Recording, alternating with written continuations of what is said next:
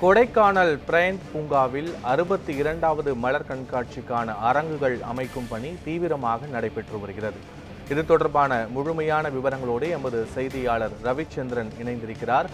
ரவிச்சந்திரன், மலர் கண்காட்சி தொடங்க இன்னும் சில நாட்களே இருக்கும் நிலையில் அங்கு நடைபெற்று வரும் பணிகள் குறித்தும் சுமார் எத்தனை லட்சம் மக்கள் இதனை பார்வையிட இருக்கிறார்கள் என்பது தொடர்பான விவரங்களையும் பதிவு பண்ணலாம். வணக்கம் பத்மநாதன்.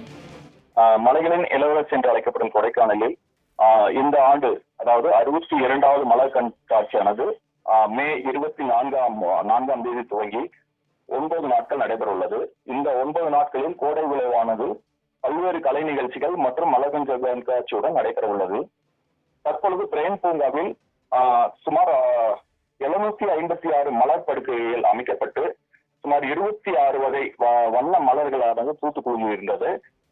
மேலும் இந்த மலர் கண்காட்சிக்காக சுமார் 1 கோடி மலர்கள் இந்த மலர் கண்காட்சியில் இடம்பெற உள்ளது.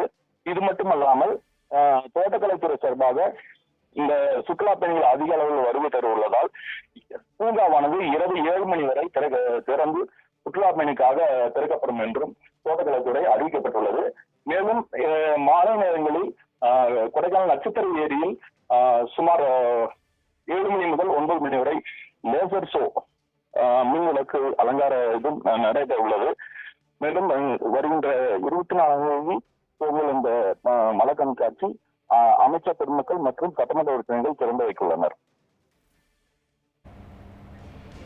முழுமையான விவரங்களுக்கு நன்றி ரவிச்சந்திரன்.